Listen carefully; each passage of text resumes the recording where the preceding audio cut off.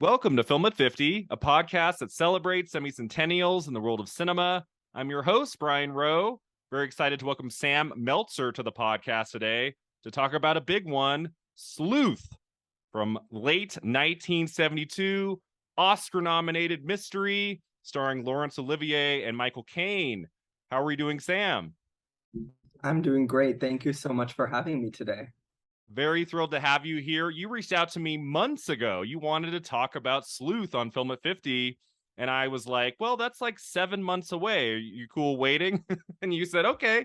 On Film at 50, we record our episodes. We release episodes around the week that the movie came out 50 years ago. So if a movie opened in December of 1972, we record around October, November, and then the episode comes out close to the day that the movie opened. December's a little tricky because usually there's like 8 to 10 films that opened in December I want to talk about, and we only have an episode every Friday. So sometimes I have to kind of stack it, like some in November, some in January.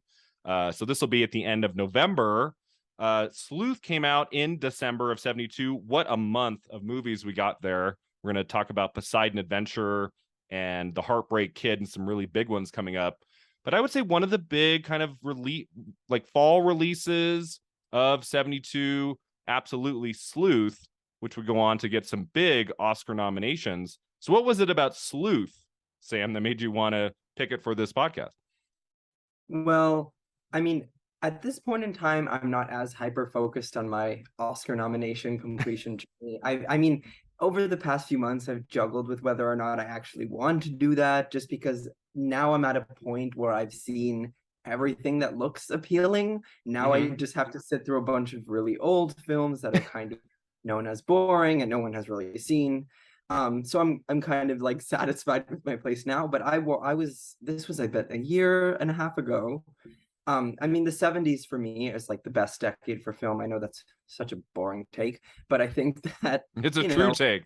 It is, and the thing is, 1972 is one of those years where at the Oscars, two films won all the awards. So naturally, the winning duo of Cabaret and The Godfather is what's remembered.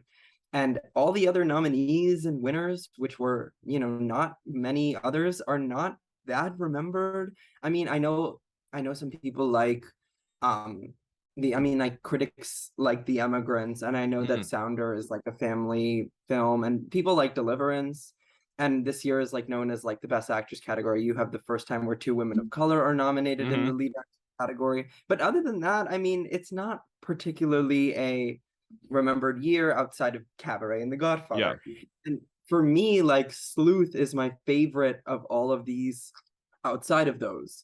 And I think it's, despite the names that it withholds and the nominations that it got, and the fact that it is based on a really famous play that won the Tony for Best Play, it isn't remembered at all, really.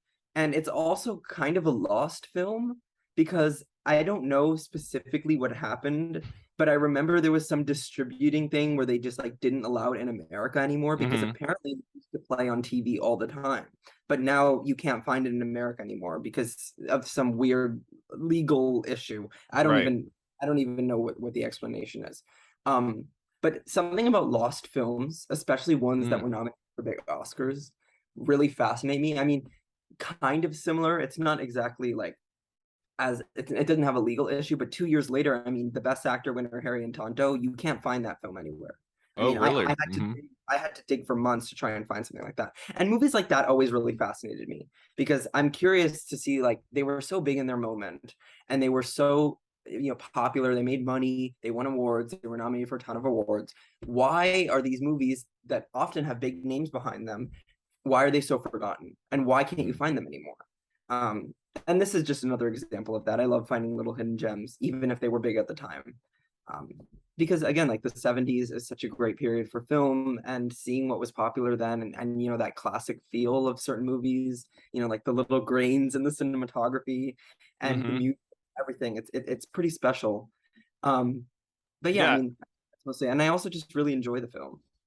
Yeah, I feel like the Criterion Channel should just have a section dedicated to movies that were nominated for an Academy Award, one or more, that you can't find anywhere else, and they're not allowed to leave the service. They just stay there. But That's this why is I'm so glad that they put an unmarried woman on there, yeah. because that is one of the best movies I've ever seen. Oh, I And still haven't seen it. I've seen so oh, many clips. I've seen the Siskel Ebert review. I cannot wait to finally watch that soon here. good. 6 years away, right? Isn't that 78?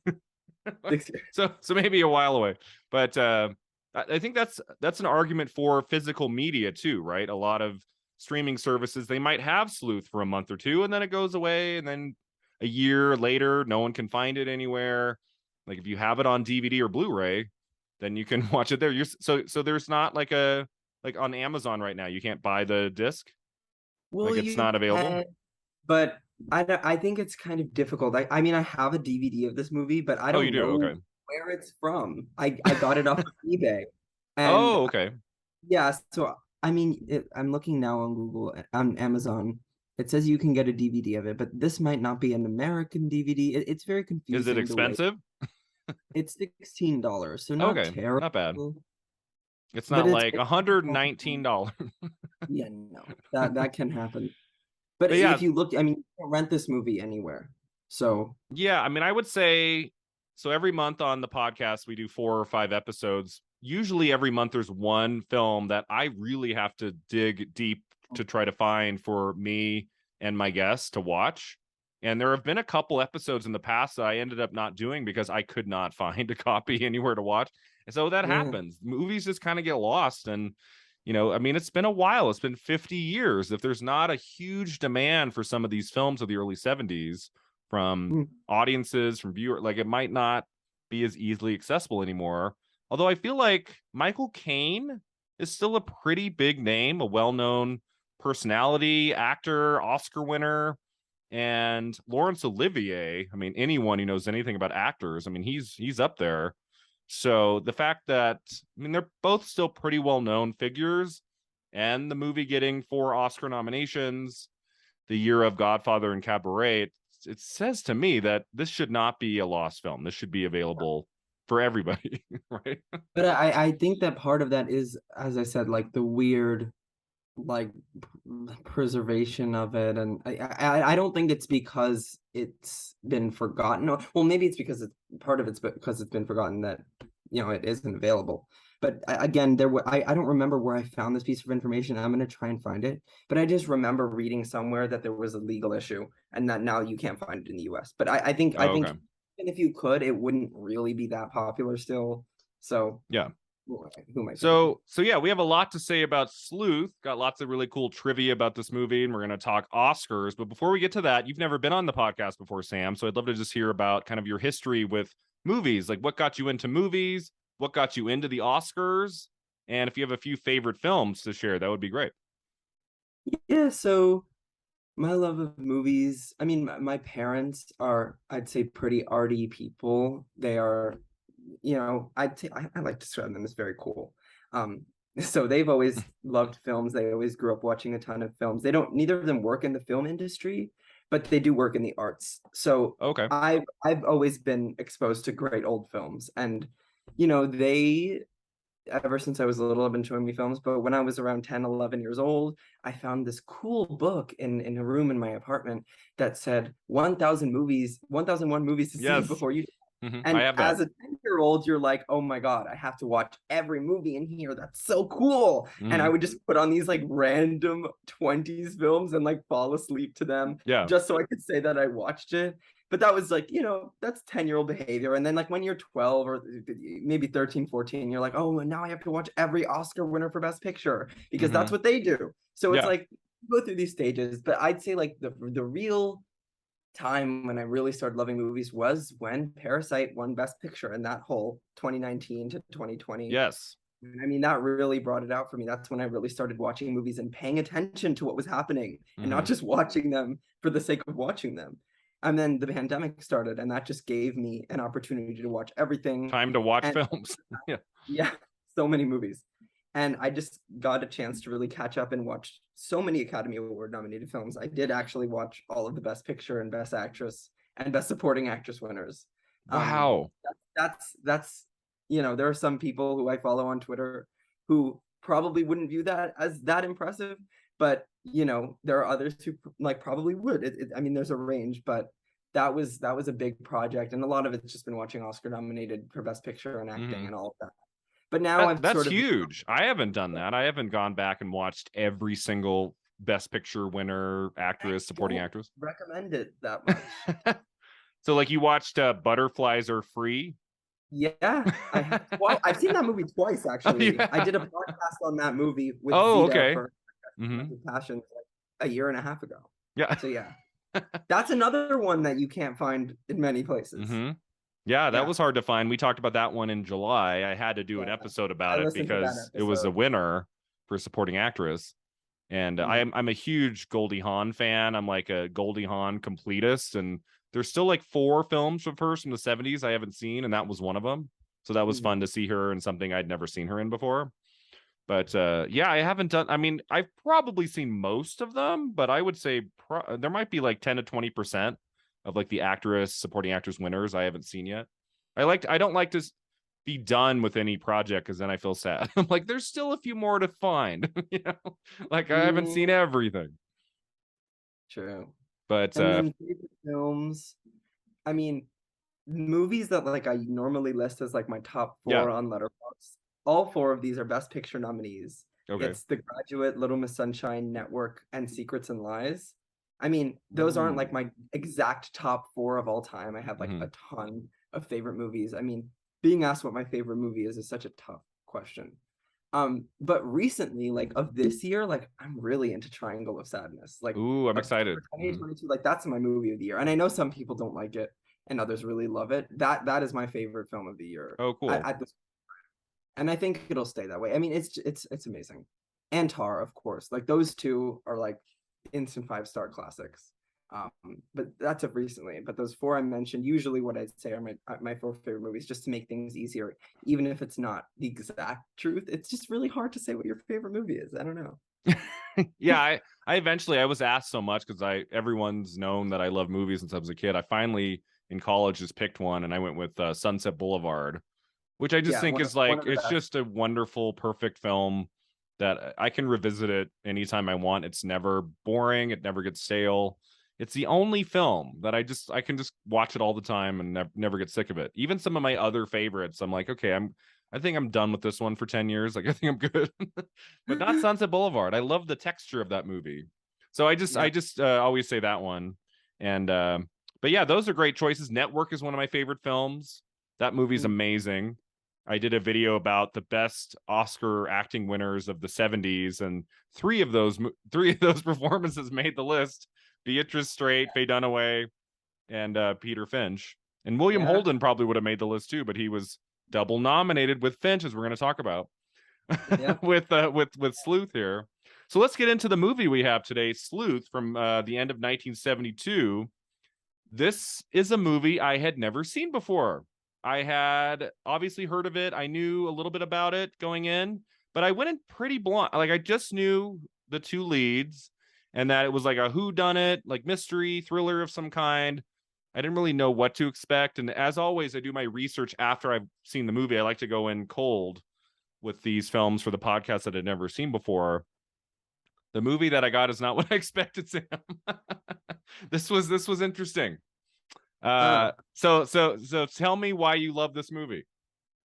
I mean, it's clearly a movie that's flawed, I think, for many reasons, but most prominently, it is very theatrical. Yes. Um, but for me, that doesn't take away from it. It's just such a fun, like cozy movie. And Okay. now we're in like fall, October, November, and that's like the perfect time to watch a movie like this. Just for Okay. me, like I like a certain vibe with the time of year that just enhances a film's viewing.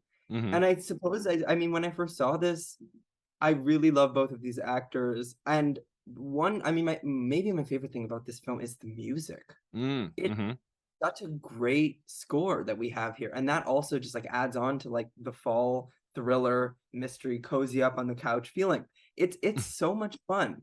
It's just kind of fun to watch these two actors play with each Hmm. other a game of cat and mouse for 2 hours and 15 minutes. I mean, I understand that there are problems with it, just like on a technical level, but it's so much fun, and that's, you know, it's a escape, entertaining, fun movie. Yeah, so I went into this with pretty high expectations. Like I love these guys and all the Oscar nominations. Roger Ebert's one of my favorites. He gave it 4 stars. I really struggled in this one, Sam. Really Really? struggled.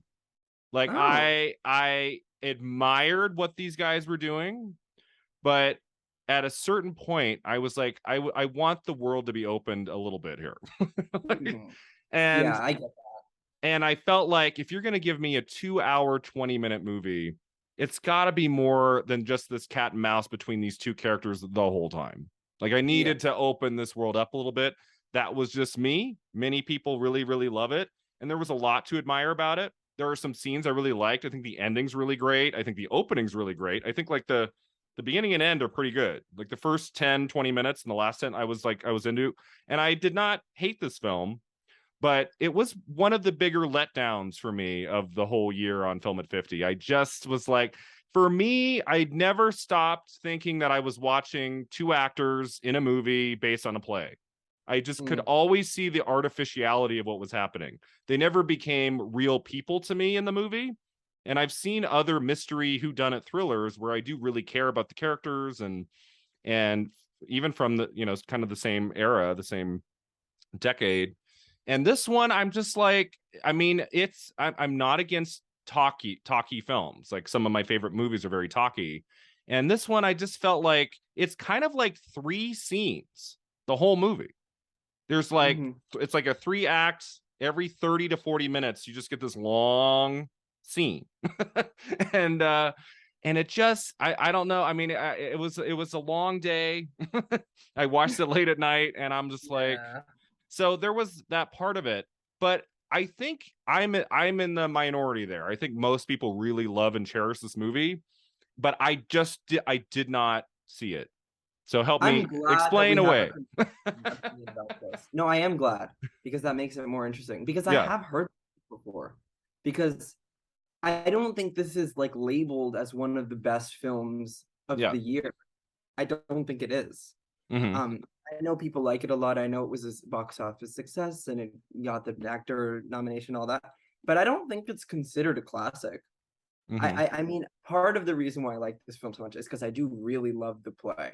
I Okay. mean, That might yeah, help so if I had I've read the seen the play play. before. Hmm. Yeah, I read, I mean, I haven't seen it, but I read it, and it's clear that the movie really just wants to be that. I Right. don't even it's trying to be all that cinematic, Hmm. which is why I'm kind of surprised it got a Best Director nomination. But Yes, we're that's gonna talk all the about thing. that. Yeah, I But mean, I think, yeah, I mean, I just I have a lot of fun with it. As I mhm. said, it is flawed, but I mean, I suppose that me loving the play so much and recognizing that I understood why Mankiewicz wanted to make it a movie, because what it was is that Sleuth isn't a play that has a revival. It's not the type of play that would have a revival now. It's Mhm. just so kind of 60s, late 60s, early 70s. It's so of that era that I feel like he wanted to turn it into a movie to capture it and keep it. I'm not Mm. sure if he wanted to make some sort of grand sweeping masterpiece for the ages, because it Yeah. is a little strange that this is his last movie. But let's not forget, Joseph Mankiewicz, yes, had All About Eve, but it's not like his filmography was the most flawless thing ever. Cleopatra, I think, is terrible. So the, I don't know. I mean, it is a weird film for all those reasons, and also just the fact that it only has two actors in it, and I can see how you feel that it's not a very dynamic film because of that, since you're really just stuck with these guys. And on, like, the Yeah. topic of cartoonish, I mean, that's kind of what I like about it, Uh-huh. because I don't know. Again, with that, again, if it was a new movie, it would feel annoying to me, because I feel like you probably found it annoying in certain regards. Um, it would feel worse. That's why I feel like the remake wouldn't work. I haven't seen it, but people have said it doesn't Mm. work, because if you have this style and you have these two actors, you can't make it modern. It's not the type of story that Yeah. works now. Mhm. Um, so again, maybe it's just my interest with lost 70s films that did well at the Oscars. Maybe it's because I like these No, two I actors. no, I think most people really like or love this movie, and I'm watching it. I'm trying to get into it, and I would say the first act was good. Like getting to know these guys, and then you're like, oh, okay, he's like been cheating on his wife, and he's gonna get back at him as a story of revenge. He shoots him on the staircase. I'm like, oh, okay, this is going somewhere. This is good. And then we cut forward in time. I don't know how many days go by, and then this detective shows up at the house, and the next scene goes on and on, 30-40 minutes of this detective talking to him. My question is, I tried to find online, are we supposed to not know that's Michael Caine? Because I knew it was him right away. I was like, oh, that's Michael Caine. Yeah. And I'm like, is that supposed to be a surprise? Yeah. Because they did a great job with like, you can tell, like, some audience members might not pick up on it, but as soon as he walked in, I went, oh, that's Michael Caine, and like a weird like a makeup job. And then and then that scene of dialogue goes on a long time, and I'm thinking to myself, is this supposed to be effective because we don't know that's Michael Caine and we're going to get this big reveal? Because when it happens, I'm like, yeah, I knew this was coming. I don't know. Is that supposed to be a surprise to us? And it is supposed to be, and again, that's probably why it works better on stage, because you can't see close expressions and all the details so closely. So I'm sure it works. But you know what they did was brilliant, because if you look at the cast list, there's someone named Alec Cawthorn in the cast. That is not a real person. And it lists him in the opening credits, Alec Cawthorn, as the detective. It says his name in the credits. So I think that was a good way of tricking people into thinking that there was actually more actors in this film. Because I watched this movie with my parents, and it was like, when the detective came on screen, my mom was like, oh, that's Michael Caine. And I was like, really trying to say, oh, no, it's not. No, remember in the credits when it said Alec Cawthorn? And like, she kind of believed me, but not really. So I think it's harder to, but maybe in 1972, everyone was just so enamored by it and really thought that that wasn't him. So, so that's one of my pieces of trivia here. So the production team intended to reveal as little about the movie as possible, so as to make the conclusion a complete surprise to the audience. There is a false cast list at the beginning, which lists fictional people playing roles that don't exist. Alec Cawthorn as Inspector Doppler, John Matthews as Detective Sergeant Tarrant, Eve Channing, named after the characters of Eve Harrington and Margot Channing from All About Eve, as Margaret Wyke, and Teddy Martin as Police Constable Higgs. So I like the cleverness of that. I don't know if I've ever seen that in a movie before, because I was like, I think it's just the two guys. I don't think there's anyone. And then I'm watching the opening credits. I'm like, oh, there's 4 more actors. Okay, so the world does open up a little bit. And so, but the problem with that was, I'm watching the movie and I'm waiting for those other cast members to come in, and they never do. So I was like waiting for that to happen. And I'm like, oh, they're gonna open it up a little bit, and it never does. So I thought, it was kind of like false advertising that bugged me a bit when the movie ended. I went, oh, okay. And then I looked it up and I went, that's a little cheap. Like, I don't know. Yeah. I like the idea of it, but I was waiting for, like, I was desperate, Sam. I was like, give me a third character. Come on. Yeah. And that's not always the case with me. Yeah. I mean, it's funny that they list the wife as a character. You see her portrait like 3 times. Yeah. And that was actually one of my favorite like directing touches of the movie. It's like the sudden cuts to like the portrait of her, and like how it slow zooms on her in one scene. Like, that was well done and like well orchestrated. And it's funny because the woman in that poster, I don't know if you thought this, she really looks like Joanne Woodward. Oh no, that was in the trivia I read, that it was designed after her appearance. Was really? Designed after Joanne Woodward. Yeah. Okay. That was intentional. It really looked like her. Yeah. So one of my 10 favorite films of all time is Before Sunset. Have you seen that movie? And it's just Julie Delpy and Ethan Hawke walking and talking for 80 minutes. That's the whole movie. It's one of my 10 favorite films. So like, it's not in one house. It's like we see some of Paris, yeah. But that movie works because, especially if you've seen the first one, you just really care about these 2 people. You want them to get together. You want them to work out their problems that they have, including one being married. But like that movie, you just care so much about those 2. And I never cared about these guys. It just, I was you know, admiring like their performances in what they are required to do. And they have some moments that are really great, but they never came to alive for me as characters. And that's where I kind of check out. If I don't care about them, then I'm just kind of like just watching this series of events play out without much like emotional investment. And that at 2 hours and 20, that hurts me a little bit. Yeah, that, I mean, that's also part of the reason why it's considered kind of dated. Right. Like, I I think mean, if this on movie top, had been 90 minutes, I think I might have liked it. Like, it might have, like, if it had just been short, like, one of my favorite movies is Clue. Have you seen Clue from yeah, 85? Like, the, yeah. like, the more, like, a wackier whodunit. That movie, if that movie was 2 hours 20, it wouldn't work. But because it's 90 minutes and it just, like the plot events just keep in motion all the way through and it has all that humor, it's really great. This one, I'm just like, I understand it's based on a play.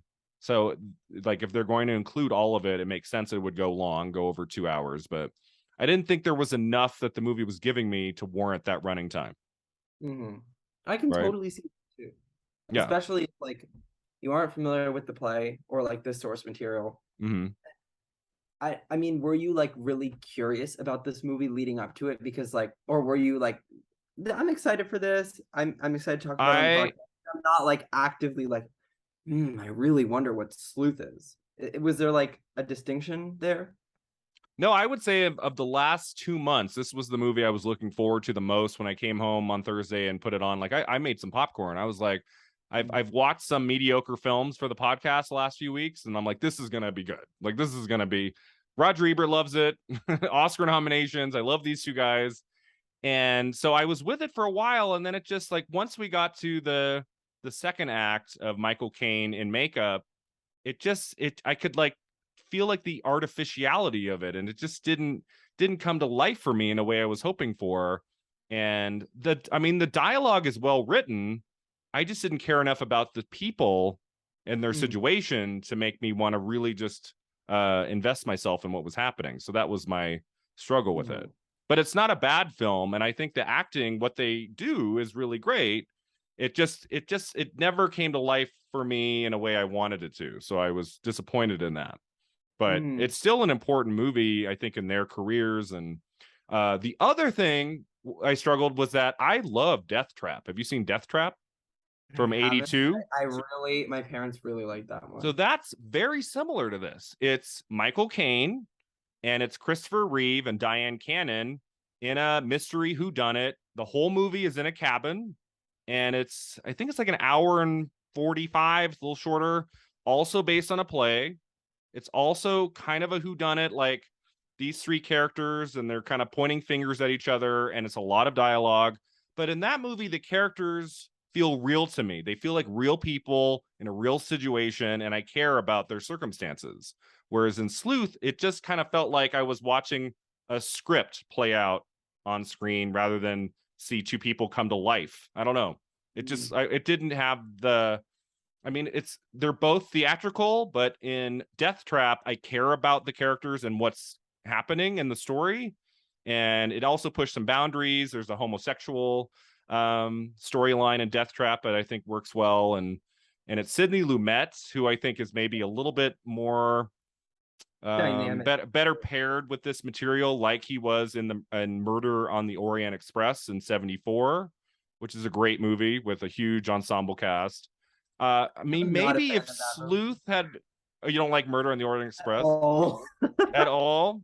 Yeah, It's not. No, yeah, it's not a great movie, but uh, it's got so many great people in it that it definitely pulls yeah. me through. But yeah, I was like, is it Joseph? Is it Joseph Mankiewicz who's pulling me back here? Could it, like, a different director, a younger director, might have made it a little bit more flashy, a little bit more interesting? Because I do think the directing job he does in his last movie is pretty unremarkable. And the Yeah, fact that he I got mean, an but there's Oscar not much to nomination for Best do. Director. Yeah, there's not much to do in the directing department. But And it's also, tricky with a movie based on a yeah, play. There's only so much you can do. I think I would be saying negative things if every scene he was doing a lot of flashy stuff with the camera. That would have felt wrong too. So it's kind of like, it's not really his fault, there's only so much you can do when you have two people talking in one location. But I don't know, there was something with it, like the energy that it just wasn't giving it to me. I don't know. And that's the And nature of the maybe beast, man. yeah, and I'm glad we disagree here. Again, like Yeah. it would be a different energy if we disagreed on everything. That would be kind of boring. So it's like yeah, and I always this. have to be So honest. I I guess come I on here, don't I can't mind. just lie. So Yeah, I mean, I guess I kind of like the artificiality in the okay. classic. I suppose I'm just a fan of it, and I just have fun with it, even if I can acknowledge its flaws. One thing I do wish it did like more of, I kind of, I don't know how, but I kind of wish that there was more of like a homosexual thing between Yes. them. Oh yeah. That would have been really interesting. And maybe Yeah. that's just me wanting that in every film I see that's from Yeah. this era that doesn't have that. But Mm-hmm. I think that would have really been groundbreaking, um, if there was tension between the two of them. But I mean, what I like Yeah. about it, I think it does critique toxic masculinity. I think it does a good job at that because you have these Mm. arguments in them about Laurence Olivier's wife, and I think it opens up this eye that is fairly understated, but I think it's notable and worth picking up on Mm-hmm. because there's like this unnecessary, overprotective, dehumanizing way that a lot of men from this time period, especially, Mm-hmm. sort of expressed. And I think that Wyke, with his lovers and with his wife, it just demonstrates this like awkward sense of unawareness and this weird balance and utilizing the people around you instead of like connecting with him. I think that that message and that sort of underlying theme isn't like a main thing in the story, but I think it's noteworthy because it does do a good job at subtly like kind of picking at it. Mm-hmm. Yeah, no, I think it's dealing with some themes and some ideas that are important. And I think, yeah, it's really good for you to address those because no, there were parts of it where I was like, intrigued by, okay, like asking myself, okay, what does each character want? Like, why are they so like intimate like this and like just wanting to get back at each other? And it's weird that you never see the woman that they're talking about. You never meet her. And I'm always like, well, it's a play, that makes sense. But like, I always like think to myself, would the movie be better if she had played a role in the movie? I don't know. Like I like in Before Sunset that we don't see Ethan Hawke's wife and kid. Like I think that would have been wrong. Like I like that we don't like get a phone call from the wife and she's in the movie. That wouldn't have been right. But I don't know. And here they talk about her so much. I was like, maybe have her in the movie. It's 2 hours 20. Like there's time. I don't know. Did you like that it was just the two guys and that was it? We don't have anyone else? Did. I kind of vibed with it. Okay. Yeah. But also maybe the fact that maybe the fact that I knew that it was just them beforehand, whereas you, yeah. I thought there were going to be 6. yeah, I mean that happens to me sometimes where I mean not entirely on the same page, but you know, we're both Oscar fans. It's just like you watch a movie for like a supporting nomination and you're waiting and waiting for this person to show up and they're in it for like 10 minutes towards the end. So you watch this really boring film with nothing that you're interested in, and then this actor that you want to see for 10 minutes is in it, and then it's like, oh, okay. Yeah. I mean, and here you don't even get them. But the fact that the piece of trivia I knew was that this was one of, I believe, 3 films where all the credited actors were nominated. And one was before it was Virginia Woolf, and the one after that was Give 'Em Hell, Harry, which if you think this is too theatrical, then you should watch that movie because that is literally just a recording of the play. Oh, okay. Because I just did a video about my favorite Oscar wins in acting of the 70s, and my top pick was Jack Nicholson for One Flew Over the Cuckoo's Nest. And they say in the nominations when I was doing that part, they said, and James Whitmore for Give 'Em Hell, Harry. And I was like, that is a weird title. Like, what is this movie? And then doing my research for Sleuth, I'm like, wait, he's the only person in the movie? It's not a movie. It's just him like on a stage just talking. Yeah, so that was a play that he did that was very successful. Okay. And it's really hard to watch. You can probably I think you can find it on YouTube even. It's only an hour and 40, but you can like kind of not really understand what he's saying. It's just like this political, like angry man, just like kind of, it's a one-man show. And I don't know why he got nominated. I'm very confused as to why it was eligible for the Oscars because again, it's literally just a recording of the play. And then they released That's weird. It's like over like a Roy Scheider in Jaws, you know, like that's that's not the type of performance that gets nominated. So it's like, it kind of makes sense because it was a very popular play. And I don't know. It's a weird nomination. I'm not even going to call it a weird movie because I don't think it is a movie. Yeah, So that's I mean, I'm intrigued by it. That's just I was like, wait, what? I mean, very few films come out that get Oscar nominations where it's just one person in the whole movie. I was like, that's pretty rare. But yeah, so we're gonna talk about the Oscars in a bit. I have a little bit more trivia about the movie. So Anthony Schaefer wrote the play. He was reluctant to sell the film rights, fearful it would undercut the success of his stage version. When he finally relented, he hoped the film would retain the services of Anthony Quayle, who had played the role of Wyke in London. And on Broadway, he wanted Alan Bates to play Milo. In the end, director Joseph Mankiewicz opted for Laurence Olivier and Michael Caine. I don't know anything about Anthony Quayle. I'm a little familiar with Alan Bates. He was in, was it Shoot the Moon with Diane Keaton? I've seen him in something. But so I think this movie, you need to get two like heavyweight actors. I do think Sleuth really would have been a slog for me if the two actors were not as strong as the two we got for the movie. If they weren't just at a really high level. It really is hinged on them. It's all them. Like and not just like their talent, but also their chemistry. And I do think they have it. Like I do like them as a pairing in a film, are really interesting together. Like one's a little bit older, one's younger, and both are like, I mean, Michael Caine was kind of coming up and up. Like he had been in Alfie in '66. He had been in The Italian Job. He was in Get Carter the year before, which is a great movie. I loved Get Carter. That was '71, and he's fantastic in it. And then so he's kind of he's been pretty well known now for 5 or 6 years, but Laurence Olivier goes back to like the 30s. I mean, this guy, have you seen his Oscar history? I had no idea how I think I've big seen it about was. half of his nominated performances. He got 2 honorary Oscars. 2. Yeah, this guy was nominated for how many best actor? It's like 8 or 9. So he only won a single competitive Oscar for Hamlet for 48. Yeah. But he's nominated all over the place, all the way back to like around 1940. And then he gets 3 more nominations in the 70s.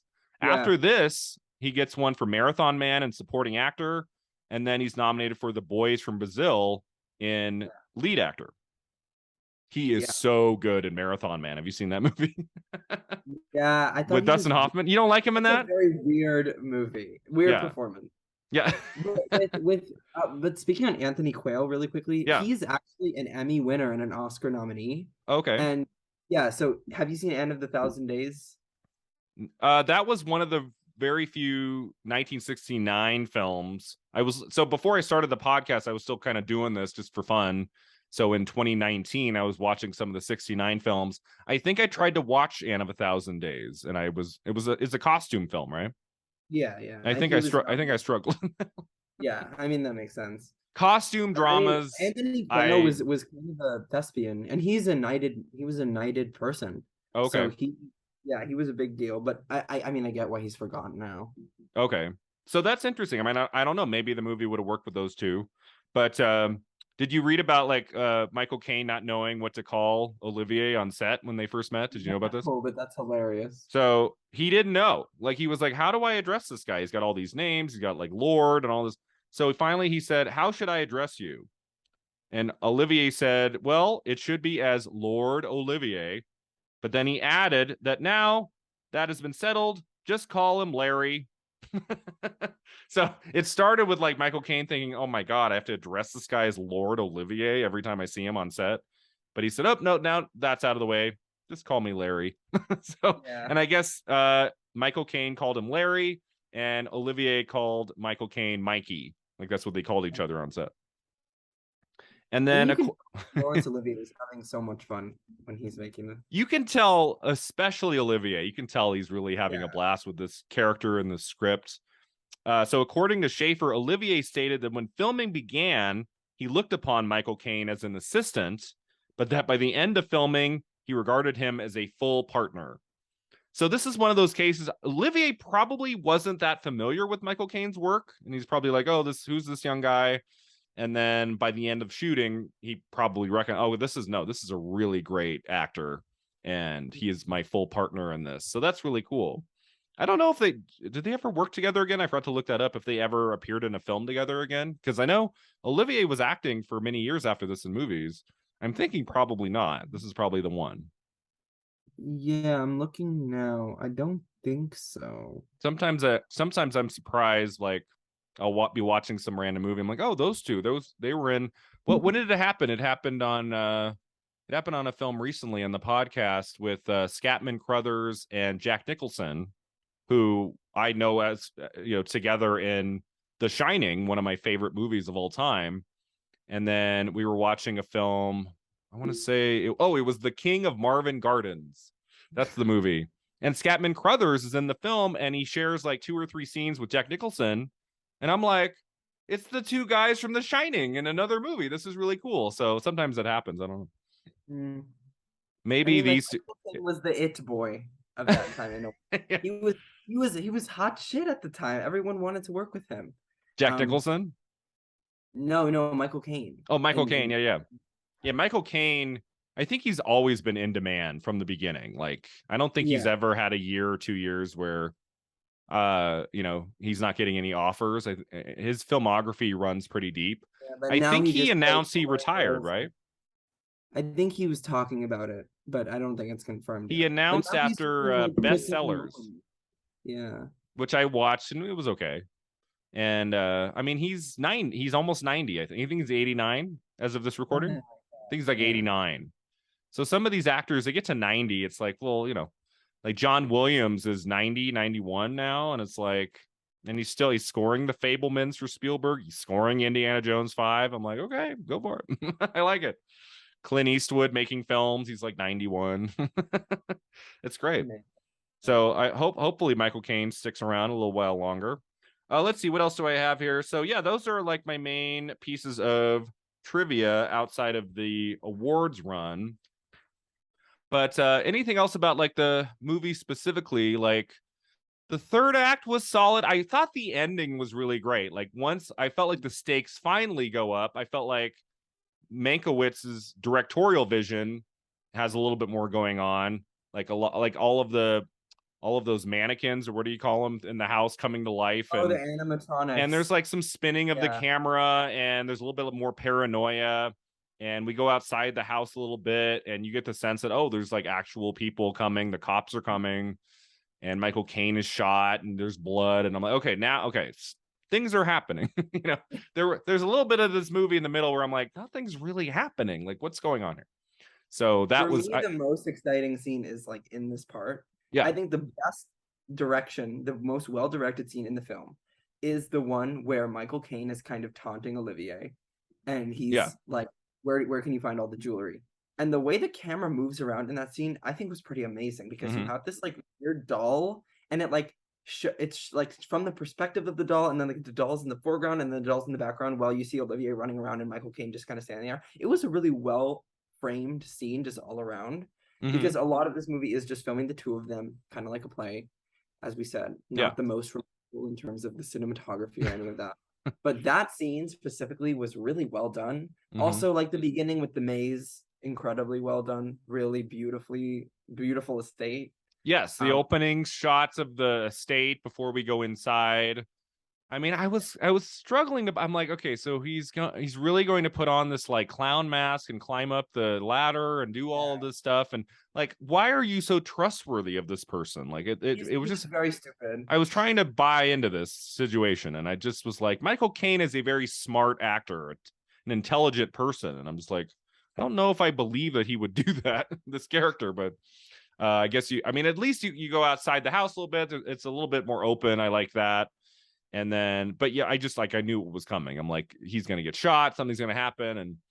And so I like the build up there, and then the end of it, and Caine's character getting shot. And then we go into this like other movie where I'm like, this is where Michael Caine is going for his Oscar nomination, when he's playing this completely different detective guy. Didn't quite work on me, Michael. I knew that was you. Or as soon as he stepped in the door, I'm like, that's Michael Caine. But I'm sure that worked for a lot of people. I'm sure a lot of people because he slowly takes the makeup off, the prosthetics. I bet that was shocking for a lot of like 1972 audiences, right? And I know someone who like today was actually surprised by that and didn't know that it was Michael Caine when watching it. And I kind of wish I had that experience. That would have been kind of. If it had worked, if I had sat there for 30 minutes thinking that was another actor, and then it was revealed to me Caine, that would have been really huge. I would have been really impressed by that. But it didn't. I didn't make it 10 seconds. So I'm like, what's happening? What's going on here? Like, why is he dressed like that? What is the game? Like, what, so that whole part I didn't think worked very well. And again, it just went on and on. If it had been 10 minutes and then he revealed, I would have been cool. But I want to say it's 35 minutes before he reveals because it has to repeat everything that happened in the first. I'm just like, like, let's get on with it, movie. I don't know. It's part of it's the older I get. I don't have like I struggle with any movie over 2 hours. I feel like you have to earn that length, and some do. The Emigrants, which we talked about 2 months ago, is 3.5 hours long, and I was engaged in every minute of that movie. It could have gone on another few hours, and then as my guest Cody Derricks revealed, like, oh, there's the sequel. There's another film called The New Land that is 3.5 hours with the same characters. So I'm like, okay, and very much a direct continuation. Yeah. So I'm like, okay, so one movie. Yeah. So I'll get that continuation in a year's time when I watch that for the podcast. But I've seen enough whodunits that are just so solid at 90 minutes to 105 minutes, and I'm like, I don't know if this movie earns that length. I just didn't think that there was enough going on with these two characters that warranted that. I think it would work better on the stage. I did think that while watching it. I think if I was in like wouldn't even have to be a big theater, just like two gifted actors on a stage watching this play out, I think would be the way to watch the story, because there's not a whole lot cinematic about the play and what happens in it except for the beginning and the end. So I do think this would work better on stage. You said you've seen it on stage? No, but okay. I read the play and I'm pretty. I know it just is. Yeah. And I mean, you just reviewed this movie on the podcast really recently. Images is kind of has this tone, right, in the genre, and I love that movie. That's really good. Yeah. No, we just talked about Images a few weeks ago, and that film is mostly just about one character. I mean, there's a few side characters, but Susanna York in that it's a great portrayal of a woman like that. You're not quite sure if everything she's seeing is real, what's not real. It's kind of about kind of the madness inside of her, and it's Robert Altman, who usually is known for his big ensemble movies like Nashville, kind of going more intimate and close on this woman. But I feel like that movie is a little bit more open than Sleuth. I mean, we go outside, we have like a lot of different locations and some characters that breathe life into it and things. But yeah, I don't know. I was like, what do I want from this movie, Brian? Because it's okay to be talky. It's okay to be just two people. It was just the artificiality of it. I could kind of smell from the beginning. I'm like, this isn't real. This isn't real. This is just like two actors saying dialogue. like I'm not getting a sense of real human beings here. I don't know. I get that. But yeah, let's talk about all the awards this movie won. And like every Oscar nomination, there's like a story behind it. Like there's a lot of really cool stuff. So let's kind of dig into that here. So let's see. So first off, before we get to the Oscars, it was nominated for 3 Golden Globe Award. It was nominated for 3 Golden Globes, Best Actor in a Motion Picture Drama for both Michael Caine and Laurence Olivier. And it was nominated for Best Motion Picture Drama.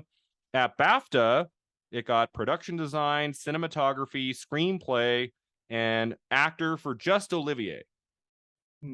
If you had, if only one had gotten in at the Oscars, which actor would you choose? If only one had made it. Or who do I think would have? No, like you yourself. Like if you could pick, only one of the two got in. Like which one would you choose? Personally, Olivier, and I think realistically, Olivier was also ahead. So yeah. Yeah, I think you're absolutely right. I think Olivier has a little bit more of like the sharper character, like better realized character in the movie. he felt more real to me than the Caine character does. like Olivier in this big house, and his wife's like cheating on him, and he's probably much younger than he is. He's very rich. Like I bought into his character more than I bought into Caine's. I don't know. I mean, maybe part of the issue was, we just watched Get Carter a year ago, and Michael Caine looks exactly like he does in Get Carter, and it's such a different character that I think I was like trying to like, get a sense of like, okay, how is this guy different from Carter? Like, because he looks a lot like him, he kind of dresses like him. But so then we get to the Oscars. So the first nomination is Best Original Score, which we also talked about on Images because John Williams was nominated there for Best Original Score. And so a couple stories with score. John Addison was nominated for an Oscar for his score for Sleuth, even though he was not originally among the 5 nominees when the nominations were announced. Did you know about this? I did not. So originally, the score for The Godfather got in, not Sleuth. But then later, after nominations had been released, The Godfather was deemed ineligible for the category. So they took it out, and then they put in the 6th place, and that was Sleuth. How often does that happen? I'm like, I don't think I've ever read that happen. Then how come it didn't get into the Best Adaptation Scoring category? Was it not eligible for that either? Oh, maybe not. I don't know. But The Godfather score is iconic. And I'm that didn't get in because it was deemed ineligible. I've heard of like song and score sometimes if it's like they find out that some of it was written for a different film or like written before the movie. Sometimes it's ineligible. I've heard of that. So maybe that was the case. But then who won Best Score? Chaplin for a movie that came out in 1952. Yeah, this I do know about because I remember. What is this about? I remember like initially like why didn't The Godfather win score, all that, and I saw what did win, and it was because they re-released it and it had an eligibility, like it was eligible. But I'm like, so you're telling me that you can re-release a movie 20 years later now and it'll be eligible for an Oscar nomination? I don't think that's the case. Yeah. So I'm like, did it not get like a full like US release in 52? Maybe that was part of it. Like maybe it opened elsewhere around the world, but not in the US, or maybe not enough. Because I feel like once you open even in one theater in the United States, that's it. That's the year you're eligible for an Oscar nomination. And it's just kind of weird. And then Charlie Chaplin wins, and it's his only competitive Oscar win. Yeah. But like 20 plus years after he made the movie. That's just very strange. Like, okay. So that was the story of Score. I don't know what Napoleon and Samantha is, but I've watched that. You saw it? We didn't do an episode about it. I was kind of like hemming and hawing about it because it was early July and there were like 7 movies around July I wanted to do and only 5 slots. So that one went, but I wanted to watch it because it was Michael Douglas. And it was Jodie Foster's film debut, and it's a Disney movie, and I was kind of intrigued by that. Okay, well that makes sense that it got Score then, because it's like a Disney family movie. It was actually entertaining. I kind of liked it. It was a little bit different from some of the other live action Disney films of the era. And Michael Douglas is actually pretty good in it. And Jodie Foster's solid in her first movie. And it's got a good chase scene at the end on a motorcycle. It was actually pretty decent. I might have done an episode about it if I had known I was going to like it as much as I did. But so that got in here too in Score. It's kind of random. That's a random category this year in 72. I would have voted for Sleuth here though. I think so. The score is very nice. Yeah. No, I would say the score was definitely worthy. The Godfather's absent, so it's like, why not? Okay, so then let's get into Best Actor. So here's a case where both Michael Caine and Laurence Olivier get in. In just 5 slots, we get both of them. The other nominees are Peter O'Toole for The Ruling Class, which we talked about a few weeks ago. Paul Winfield for Sounder, which we also just talked about. And then the winner, Marlon Brando for The Godfather, which that episode was way back in March. I had Kenneth Turan as my guest for that very special episode. It was really, really cool experience to talk to him. the former film critic of the Los Angeles Times. We talked The Godfather. Now, as you said before, this is only one of 3 times ever in Oscars history where the whole cast was nominated. So Who's Afraid of Virginia Woolf, outside of like you see some dancers, some like, but they're extras, really. They're not like they don't get a line or anything. So it's Who's Afraid of Virginia Woolf 66, Sleuth 72, and Give 'Em Hell Harry 75. That's the only 3 movies that's happened. I feel like there would be more.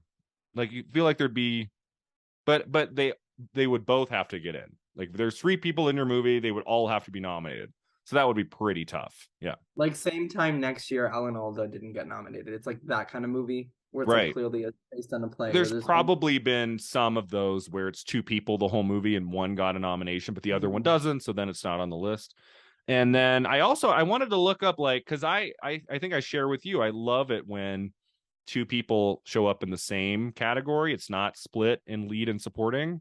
So I was like, how often has this happened in history with 2 in the lead actor category?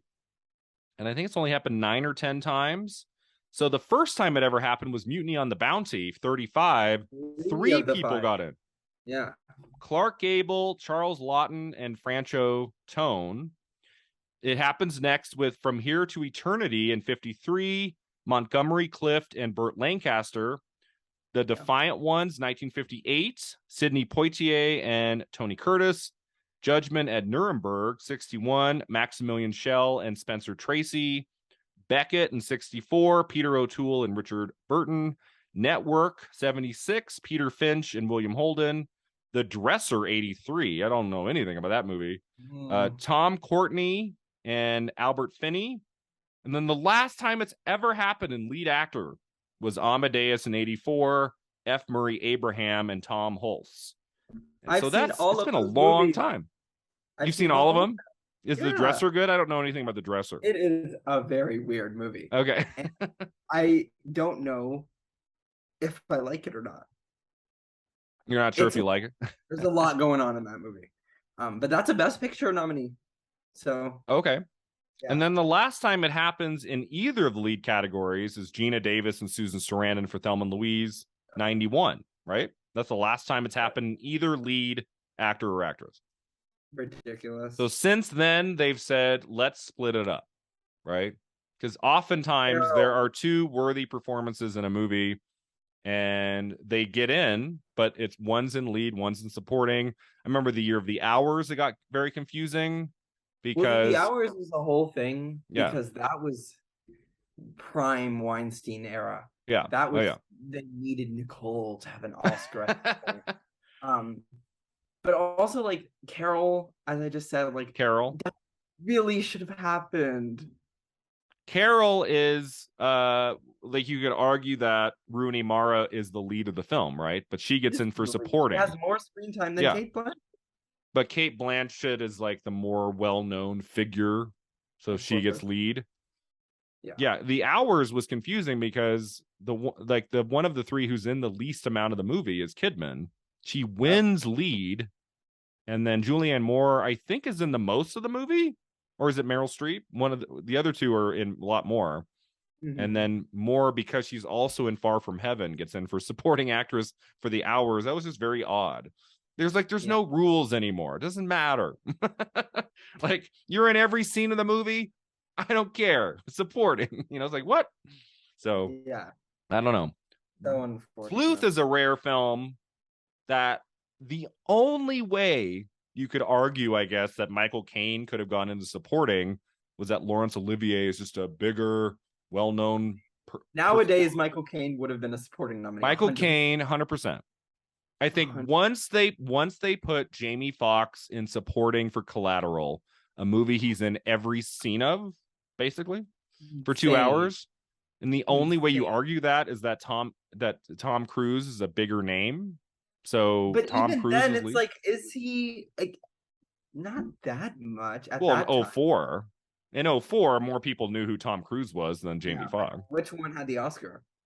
That was also the case of Fox was already getting in for Ray for lead, couldn't compete with himself. So Yeah. I don't know. That whole thing was weird too. But I was like, okay, if you can nominate Fox for supporting, for Collateral, all bets are off. Doesn't matter. It doesn't matter at all. They'll just put you where they think, they want. And so I'm very happy that when it came to Sleuth, if both are going to be nominated, it makes sense that they're both in lead, because that's where they should be. They're both in the whole movie. There are cases of category fraud at this year's Oscar. Obviously, Al Pacino, ridiculous. That whole situation is Right. insane. Oh, for 72. Right. So we get 3 Oscar nominations for supporting actor from The Godfather. It's the other 2 are James Caan and Robert Duvall, right? Mm-hmm. And those make sense. I would buy those 2 as supporting. But Al Pacino is the lead of The Godfather. And so they get it right for Sleuth, but they don't get it right when it comes to Pacino. I believe Pacino was so upset by that he refused to come to the ceremony. Like, he might have gone. It's funny because what would have happened if 4 of the 5 lead actor nominees were from 2 movies? That would have been really interesting. Yeah. I mean, I wonder, would he have been nominated? Probably. I think Marlon Brando would have won regardless if Al Pacino had gotten in for the same movie.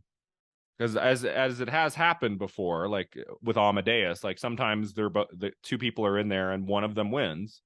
So they don't always cancel each other out. I do always wonder about Thelma and Louise here. I'm like, if only one of them had gotten in, could one of them had beaten Jodie Foster for Silence of the Lambs, considering Jodie Foster had just won 3 years before for The Accused? Maybe. I do think that there was some like splitting of the vote there, because they're both so excellent in Thelma and Louise. It's like, how do you vote for one or the other? But if one had gotten in, maybe it would have been a different story. Mm-hmm. But yeah, I cannot imagine a world where either of these guys in Sleuth had won the Oscar for Best Actor. If it had been one, it would have been Olivier, I think. I don't think there's any way in hell Caine would have won. It's really, really weird looking at this lineup and asking who the runner-up was. I have no idea. Okay, I don't think it was I don't think it was Peter O'Toole. That's the only one I'm confident it wasn't. I would bet you, I bet second place for lead actor was probably Olivier for Sleuth. I bet you that was second place. Yeah. Paul Winfield for Sounder. That's a very understated performance. I think that's a supporting. That's a supporting. Yeah, we talked about that a few weeks ago. I was like, Cicely Tyson, that should be in lead. But no, I think both of them are supporting. I think if Cicely Kevin Hooks is lead, the boy. Yeah, because I think the issue is it's hard to campaign a kid in lead, especially when you have Cicely Tyson and Paul Winfield there who could be campaigned there. But also it's weird because if Cicely Tyson was in supporting, do you think she would have won? Or maybe do I not want to know the answer to that?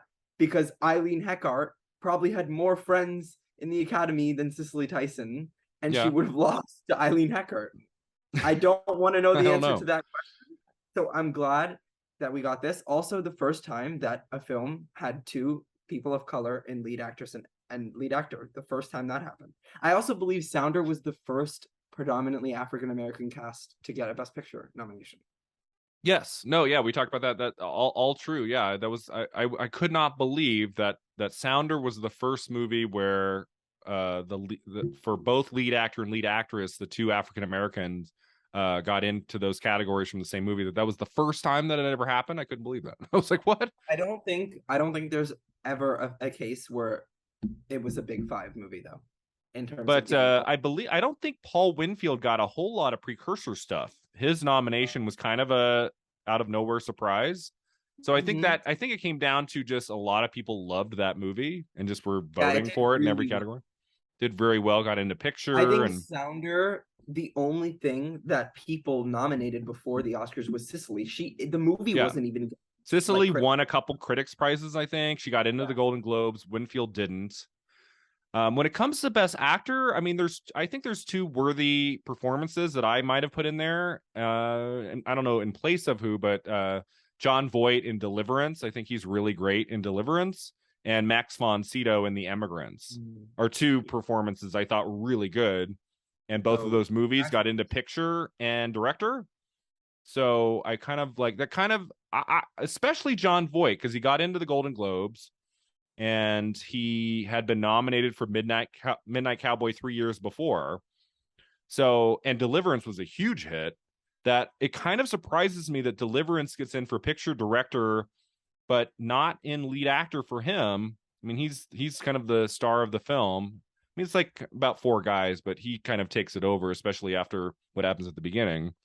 And so that was kind of surprising to me. I'm not really surprised by that, to be You're not honest. surprised It's by that because more of a genre film, maybe? kind of, and it's also not really an Oscar for me. I don't really think he should have been nominated. But Okay. but these four are doing a lot more than that. I mean, arguably Paul Winfield, no, because it's not really the lead. But Yeah. he's really good still. So I'm fine with him there. Same with Sicily.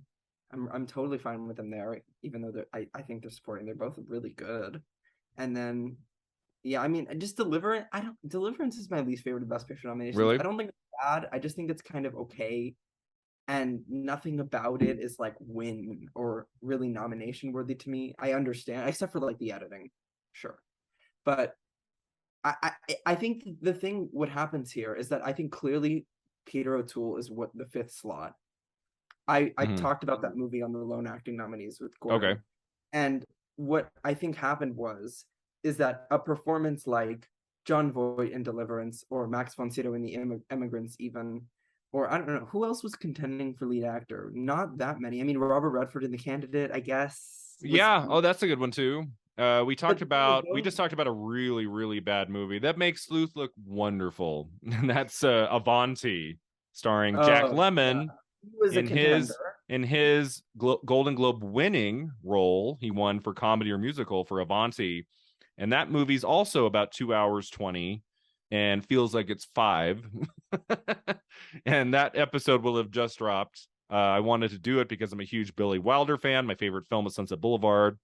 Billy Wilder was still directing films into the 70s, and this is one of his last movies, and it got really good. It got pretty decent reviews, and it got all those Golden Globes. So I was like, oh, this will be good. No, it's like, oh my God, talk about a slog. But yeah. I don't know how many other people were in contention for the Oscar for lead actor. Performances like Jack Lemmon and John Voight and all that, they're getting votes like here and there throughout all of the actors branch, but a performance like Peter O'Toole in The Ruling Class, there is a particularly focused group of people who are into that, and that's why he gets. Because a performance like John Voight in Deliverance, that doesn't get number 1 votes on the ballot. That gets 4s and 5s. That doesn't get in. But I feel like Peter O'Toole, there's most of the Academy, because you don't actually need that many votes to get an acting nomination. It's really just maybe a group of people, and they all put him at number 1, and that's why he got nominated. I think the best performance I've seen in all of 1972. I still have like 6 more films to watch for the podcast for this year. Was Ellen Burstyn in The King of Marvin Gardens in supporting actress. It was one of the most. Have you heard of The King of Marvin Gardens? It's Bob Rafelson directed it. Jack Nicholson and Bruce Dern. It's the same group that did 5 Easy Pieces from 1970, which I believe you did. Did you do an episode about that? 5 Easy Pieces. Yeah, I think I saw that title. Like that film. Yeah, that's a great. So it's the follow up to 5 Easy Pieces for Bob Rafelson, who directed it, and then it stars Jack Nicholson again. And Ellen Burstyn, she is just a force of nature in that movie. And it shocks me that she didn't get in for supporting actress. I don't even know what this movie is. It's kind of weird. It's one of those kind of middle of the road. It's got some really great scenes in it. Doesn't all kind of come together in a way you hope. And but really, was she like in the conversation or not? I don't think she got any nominations. But what's weird for me is that she gets in the year before for Last Picture Show. She gets in the year after for The Exorcist, and then the year after that she wins for Alice Doesn't Live Here Anymore. And I'm like, was she like number 6 or 7? I'm like, maybe King of Marvin Gardens the movie just was so disliked at the time. It was an end of September release. It wasn't like January or something. So it was, I think it was playing the festivals in September of 72. And I think it just didn't land for people and it just didn't show up there. But we get a few nominees like Peter O'Toole, who is the only nomination for the movie at the Oscars. I But think the that King. makes sense. That was Yeah, not going to get nominated in anything else. That's such a weird but like movie. you said, Susan Terrell for Fat City. That's the only Fat City nomination, and I think she's That really great in also that. I kinda- thought Burstyn was even better in King of Marvin Gardens, and I was surprised that she was overlooked. I don't know. I think Fat City is also really indie. So that's Yeah, the kind of film that you can't really campaign for that many awards. yeah. I don't know. And So anyway, she's so like, yeah, I mean, at the end of the day, I think for lead actor this year, it was always going to Brando, and that's another performance you could kind of argue is supporting because he's not in the movie that much. But yeah. I kind of think of it as Anthony Hopkins for Silence of the Lambs, in that when he's not in the movie, his presence is always felt. They're always talking about him when he's off screen. Like he feels like he's in more of The Godfather than he actually is, and it's such like a revolutionary, iconic performance what he does in that movie, Mhm. that that's the one to reward, I think. But so I mean, whoever got in, I always think it's neat when two people from the same movie get in to the same category. I wish it happened.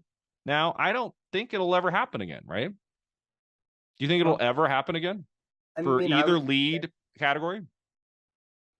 I mean, it happens in supporting every year. Yeah, It'll continue to, I think. which is good. But Yeah. yeah, but in lead, no. I don't, unless like campaigning changes. It's such a big deal now. They really just want people to win and get nominated. Mm-hmm. So they don't really care about frauding. But it's Yeah. so interesting.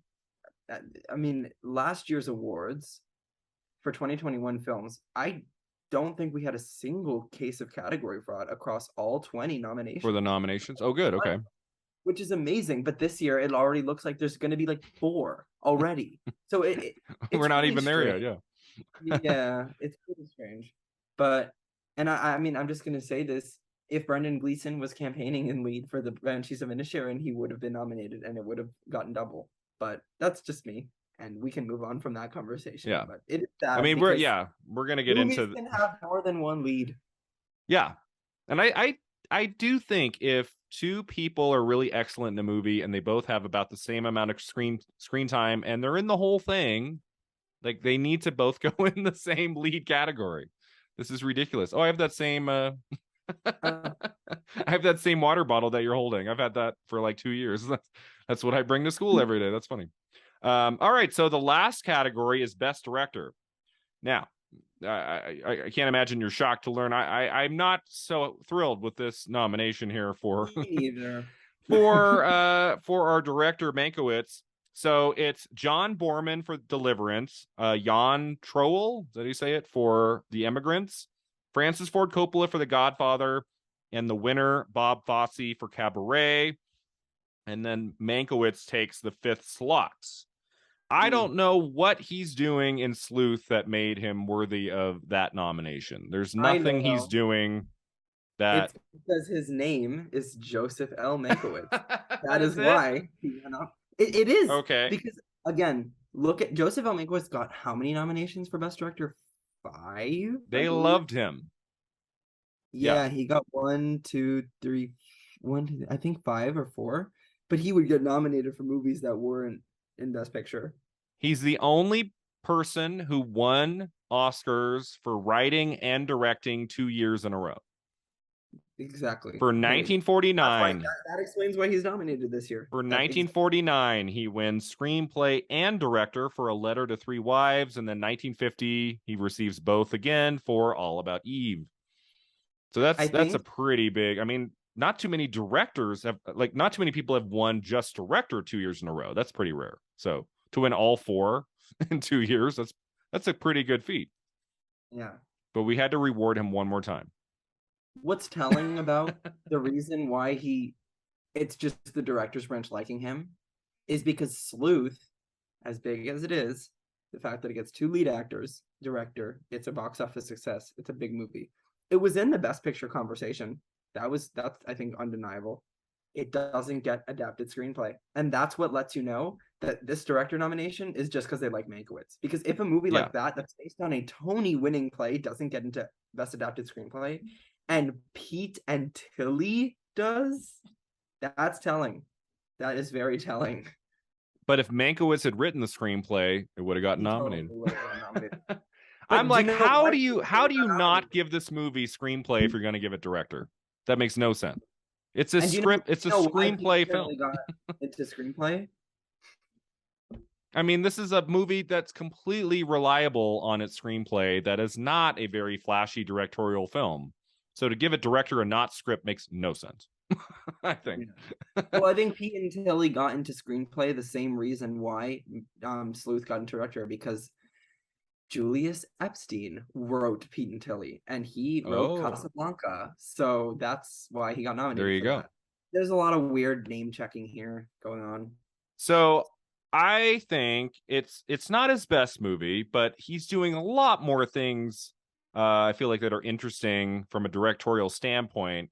I think the slot that ultimately went to Mankiewicz should have gone to Alfred Hitchcock for Frenzy, because that is a really cool kind of final good film that Hitchcock did.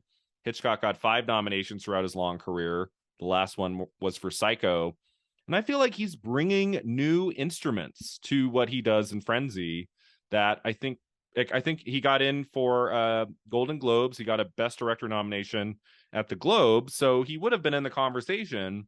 I think from a directorial standpoint, that's a more interesting film than Sleuth is, just in terms of the director. So I think my slot there would have gone to Hitchcock one last time. Would have been really cool. I think mine, that's a good one. I think Frenzy makes sense, and also like the same concept. It's the last movie of a beloved director. Yeah, second to last for Hitchcock. He had one more really terrible movie in '76 called Family Plot, which is just such a bad one to go out on. I mean, for me, Peter Bogdanovich for What's Up Doc would be in the Oh, that's a director good line. one. Mm-hmm. Yeah, because that wasn't really viewed as an Oscar contender, but like Yeah. I think that movie deserved like 8 nominations. So Yeah, I mean that was a great discovery. That was one of the ones we looked at for 72 I had never seen before, and I was very delighted by that movie. and then Robert Altman in it for Images is Robert really Altman. like good. Yeah, But what's I mean, cool Fox and Coppola and Terrell, really, I mean, amazing directorial achievements. Oh yeah. 3 films. I mean, definitely no arguing with those 3 nominations. Yeah. No, I think those 3 for sure needed to be in. You could argue John Borman for Deliverance. My guess, Cody also didn't like the movie that much. And I mean, he also told me beforehand. So I also sat down with Deliverance for the first time in July. I think we watched it with lower expectations than I might have had otherwise. And then I came to really love it. I thought it was really thrilling and I enjoyed it. But I guess you could argue. I like that he's there. I think he did a good job with Deliverance. It makes sense because the movie wasn't going to get screenplay. Yeah. And if it's gonna, it is kind of weird that a movie like that only got 3 nominations. I mean, I can totally see that movie not getting a Best Picture nomination. Yeah, that's Letter to Three Wives that Mankiewicz wins for screenplay and director. That movie only got nominated for picture, director, and screenplay. I mean, it's like a total actor's movie. Yeah. But it's also a movie that builds attention after the nominations, like clearly. Yeah, but could you imagine now? Could you imagine a movie now getting 3 nominations for picture, director, and screenplay? No acting nominations, no technical, and it wins screenplay and director? That would never happen now. Okay, but we just had a movie that only got 3 nominations win Best Picture, and director was not even amongst those nominations. Oh, right. So, yeah. Coda. Yeah. Yeah, but I mean, it did get that one acting. So it just was odd to me. I just watched A Letter to Three Wives. We'll talk about at the end segment. I just watched it a few hours ago. And it's filled with a lot of really delightful performances. And I'm like, why would you award the movie screenplay and director and you don't even nominate anyone from it? That was very strange. Like, nobody's really well known in the movie. The only one is Kirk Douglas, and he wasn't a big star yet in 49. So maybe it was just they didn't know a lot of the cast. Caine got a Best Actress nomination that year. Oh, okay. Okay. So I don't know what happened there, but we'll talk about it at the end. So the one thing I like about the Mankiewicz nomination is that it was his last movie. So that's kind of cool. Like, I feel like very few directors get nominated for their last movie. I didn't look up to see if it's happened a lot more, but I want to say that's pretty rare. Most of the It is. directors, their last movie's not good. So it doesn't get But also, nominated for I feel anything. like the best director lineup, there are so many people who are or just one and done. Yeah. I Hmm. feel like because it's just like who's the top contenders and what movie here is really artistic or like not bland visually. Yeah. So you just nominate this person. And I feel like just now, I mean, the snobbiness of the director's branch has been a thing since 1960 Hmm. because they're always the branch that nominates the foreign. Yeah, that's their new predictable thing, right? Like I just always like Yeah. last year, I was like, they're going to nominate Drive My Car. Yeah. It's gonna happen. Yep. They always pick it, and they always pick one. You just Yeah. gotta expect it. But so yeah, I mean that's kind of neat. And I'm like going crazy here. I could not find the quote yesterday when I was doing my research, but I'm pretty sure I read or I saw an interview where he was kind of toying with should I not have Sleuth be my last movie as a director, Mankiewicz, and he said if the movie's really well received, if it does well at the box office, does well with critics, we're just gonna we'll throw in the towel. This will be the last one, and it would Mm. like exceeded his expectations. It was very well received, gets Oscar nominated, and so he said, "Okay, let's end it with that." So that's kind of Mhm. cool. I like the idea of you make one more movie and it's received well, and you might have another 5 movies in you, but you say, I almost feel like Billy Wilder should have done that, like made The Apartment in 1960 and or 1, 2, 3 and 61, and then said, "Okay, I'm done." Like, Yeah. let's leave it. Because Let's after leave it that, there. he got really, really self-confident, and all his comedies after The Apartment were like 2 hours and 20 minutes long, and they're just Yeah, because it's Hollywood gave him so hard. much power. I Yeah, mean, I'm watching Avanti, and I'm like, this is the same person who made Sunset Boulevard, which I consider a perfect film in every yeah, way. It is just a stunning achievement, and Avanti looks like there wasn't a director at all. Like who made this movie? So it's all this kind of like up and down of these directors. It's like what happened there? So mm, that's not the case with Sleuth. I don't want listeners to think that I hated this movie. I have to be honest and say when it was over, I was like, I don't think I'm going to revisit this again. Like, I think that was a one and yeah, done for me. But I'm very happy that a lot of people love it. My last piece of trivia about Sleuth is, of course, there was a remake, kind of a remake in yeah, 2007. It's not the same script, which I found interesting. It's like a brand new screenplay, but the movie's called Sleuth. And what I think is really neat is Michael Caine came back to play the Olivier role. yeah. That's kind of cool. And And then it Jude makes Law sense is that the Jude younger guy. Law, yeah, because Jude Law is kind of like that generation's Michael Caine. Like he's kind of the exact same. Yeah. Because So that wasn't there a remake of Alfie and he was Alfie Oh, as well? right. In '04, Yeah, there was a remake of Alfie. That was the famous year where Jude Law was in everything. He made 6 films. And they all yeah. came out within like 6 months of each other. And Alfie was one of them. And right, that was the remake of the 66 film starring Caine. Mhm. So Caine probably saw the new Alfie and was like, let's remake Sleuth with this guy. I don't know. But Kenneth Branagh directed the Sleuth remake in '07. Mm, Mr. Murder on the Orient Express, Kenneth Branagh making all those movies now. mm. But so I didn't see anything positive about the '07 movie. I like thought about maybe watching it before coming on here, and I just didn't read Yeah. anything positive. So I'm like, I'm good. Yeah, I mean, I haven't seen it, but I watched a video essay on it explaining why it just like didn't work. Right. And the Okay. thing is, the issue, like, if you look at like the way it looks, just like from a trailer for like the images, it's a very cold, isolated movie, which I Okay. think defeats a lot of the mystery and the classic feel of it. As I was talking about earlier, it's not the type of movie that should be remade or should be revived. So it's weird to me that they tried to remake it, and everyone hated it anyway, so it makes sense. Yeah, I think if I were to ever revisit the 1972 Sleuth, it would either be reading the play. Maybe I get some enjoyment out of just reading it as a play. Maybe if I understood a little bit more behind like the characters' motivations throughout the whole thing, maybe I'd appreciate the movie more. And then also maybe seeing it in a stage version would be cool. I don't know if they're doing that anymore. Probably not. But Yeah, if that was to happen, like I would be interested in seeing it on a stage. I think that's the way to see this story. I just think the way it played out in the movie, I'm like, I think this would be better on stage. I don't know. it would And be. And in some case, that's similar to Death Trap, which I think is a better movie than Sleuth. Now I But even really want to watch this movie. you would love Death Trap. If you Okay. thought Sleuth was great, you're gonna. A lot of people have compared it to Sleuth. It's similar in a lot of ways, and Michael Caine is the main character of Death Trap, and it's Christopher Reeve during the era of Superman.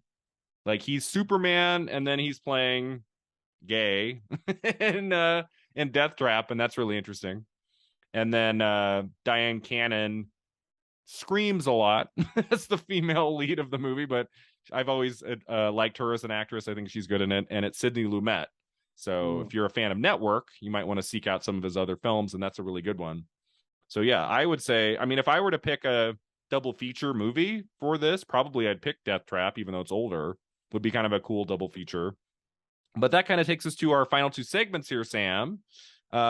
Divine double feature. We pick a second film to pair with our movie we talked about. Like, what's a more modern movie you think would make a cool double feature with Sleuth? I have two. Okay. You said last 20 years. Yeah, like somewhere on there. 21 years. That's fine. Park. Oh, perfect. Yep. Yeah. Gosford Park. Robert Definitely. Altman. Okay, why that one? And Bong Joon-ho's Memories of Murder is a great movie. I don't know if you've seen that one. I've been meaning to do. I've been meaning to like seek out all of his movies because I really don't know much beyond Parasite, and I need to see his other work. Yeah. So those two, I would say, really good. Both of them. Love both of those movies. Okay, cool. Yeah, I kind of went similar with Gosford Park. I went with Knives Out from 2019. Kind of a similar feel to it, but a bigger ensemble and a much more modern take on the whodunit story. And I really love Knives Out. Have you seen the sequel yet, Glass Onion? I'm seeing it in 2 weeks. Oh, okay. Yeah. Nice. I believe that they're giving it a theatrical run Thanksgiving week. To 650 theaters or something I read, so I think we should get it here. I think like one theater will have it at least, so I can see it. I want to see that on a big screen. I don't want to watch that at home. Like I want to see Glass Onion on a big screen. So yeah, those are great ideas for the Divine double feature. I don't know how much people would want to watch a second movie, considering Sleuth's 2-hour 20-minute running time. But if you wanted to pair it with something, those are three ideas. All right, now final segment beyond the flick, we're going to talk about Joseph L. Mankiewicz. This is the one and only time we can talk about him here because this was his last movie. So, have you seen any of his other films? Like, what are your favorites outside of Sleuth that he directed? Well, obviously, All About Eve. I don't know. You've seen All About Eve? That's good. Really? It's such an underrated film. It's an underrated film. Nobody knows All About Eve. Yeah. 14 Oscar nomination. Of course. Obviously that's my favorite of his movies. Yeah. Anything else of his you've seen? Love Suddenly Last Summer. That's a good one. That movie. It is definitely a little theatrical, definitely melodramatic, but it is genuinely like the craziest movie I've ever seen. Like one of them at least. Have you seen it? I've seen it once 10 years ago. It's is it Elizabeth Taylor and Katharine Hepburn? Yeah. And is it written by Tennessee Williams? Yeah, it's okay. It's oh my goodness. There's some sort of like gay twist or something at the end, right? Isn't there something to do with a gay character? But it's 1959, so they can't really do much with it. Is that right? Yeah, more or less. I have a vague memory of that. I have a vague memory of a Taylor like running or something on a beach or something. I mean, maybe after we record, I can tell you because I mean, if I start talking about that movie, I won't be able to stop. Okay. I love that one. Okay. I mean, A Letter to Three Wives, the movie that he won the year prior for, is good. I mean, I get why it's fine. It was like the best picture thing, but I don't think it's better in the directing and writing department than The Heiress. Yes. Heiress is beautiful.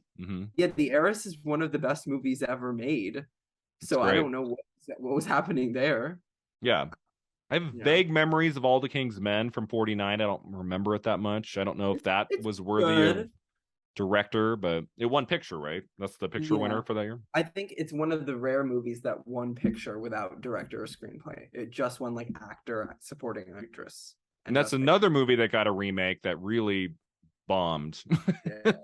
All the King's Men in 2006 was supposed to be like a huge Oscar contender, and then it just It just like lit fire and burned for that weekend. I believe Jackass 2 beat it at the box office, if I remember right. So that didn't work out. Yeah, so those are great choices. Anything else you have that on his filmography that you've seen? I haven't seen Five Fingers. I want to because I heard it's really good and he I got don't know that one. nominated. That's Five a 19 Fingers. Five Fingers. He got nominated for Best Director and Best Screenplay for someone else for that movie. But he didn't win for that one. No, not a What was Best his? Picture. What was before Sleuth? What was the last Oscar nomination? Was it Suddenly Last Summer? Like, what did he get before Sleuth? In terms of any category or just Yeah, screenplay or director. What was his previous nomination? Cleopatra for Best Picture. Oh, okay. He produced it too. I think I guess so. he just did every. He No, played he every didn't. role. He did not produce it, but he directed it and it was nominated. That's definitely a case of a movie that gets in because it's just like big and like the studios are like lobbying for it because that's a terrible, terrible movie. Okay, I am a Cleopatra defender in some ways. This has come up before. I have guests come on and say it's like the worst movie ever. I do think it has a lot of flaws, and it's not a movie I like to revisit because it's so long. But I do admire the scope of it, and I admire how everything you're watching on screen is really physically there. There's something kind of awesome about that. I'm a huge Elizabeth Taylor fan. I love her. I love just watching her just be, and like there's just a lot of great stuff with her in that movie, and her chemistry with Richard Burton in the second half is really electric. That I don't think that's just a throwaway piece of shit movie. Like I think there's some good stuff happening in Cleopatra. I mean, I think that the budget of that movie could have been used to feed a starving country. That's true. You could say that about a lot of movies. Like, that movie got nominated for Best Picture and HUD didn't. Hello? Yeah. Who was, yeah. And probably one of the 5 most interesting, like, behind the scenes stories of a movie is Cleopatra. Like, all the stories about the making of it, how it almost bankrupted the studio, is fascinating. So that's part of the reason I like it too. It's just there's just so much behind the scenes that I'm almost like looking for in the movie. But yeah, the documentary, full-length documentary on the 2-disc DVD that I still have is more interesting than the movie itself. I do admit that, but there's still something about Cleopatra that I admire. Wasn't he brought in later? Like, I don't think did he start Cleopatra the movie? I feel like he might have come in. It was like a Gone with the Wind situation. Like he like came on board because he had worked with Elizabeth Taylor on Suddenly Last Summer. So I think she like asked him to come, you need to come on board this project. He's like, okay, I guess. But yeah, those are all good choices. Have you seen Julius Caesar with Brando? No interest, but No I know about things. I like that movie. I remember I watched it in high school before we did. I performed in our school play of Julius Caesar in high school for my English class, and I remember I watched that just to get a sense of Brando and what he brought to it. But so yeah, I would absolutely put Suddenly Last Summer in those top 3. I'm still a little vague on it, but I remember really liking it when I watched it. And then I was hoping A Letter to Three Wives was going to make the list because I just watched it and he won those Oscars, but I found it kind of a slog. Like, it was not that engaging to me. Like, there's this one great scene where Kirk Douglas, who is an English teacher, goes off on the state of radio in 1949, where he's like, this radio is going to just put all our minds to mush, and it's all about commercials and blah blah blah. And he has this long monologue of 2 or 3 minutes about radio and commercials that is still relevant today. Like, but just instead of it being radio, it's social media, it's it's TV and stuff. And I'm like, wow, that's kind of cool. Like, Mankiewicz in 49 was really ahead of his time with that scene. I'm like, this still works today. And the acting's in it solid. It's got a really good supporting cast. But I'm like, maybe a screenplay nomination and not a directing nomination, let alone win. That's crazy. I think All About Eve is much more successful. I think it was clearly that like it was close to winning the Oscar for Best Picture, probably just because it had those two wins. But I Yeah. don't know. I think 49, I have to look again at the list. I don't think 49 was that competitive of a year. I don't think there were a lot of big titles that year. But All About Eve is his masterpiece for sure. The other title I wanted to mention, which I would put in my top 3, is a lovely movie I watched on TCM 2 or 3 years ago. It's called The Ghost and Mrs. Muir. Have you heard of that?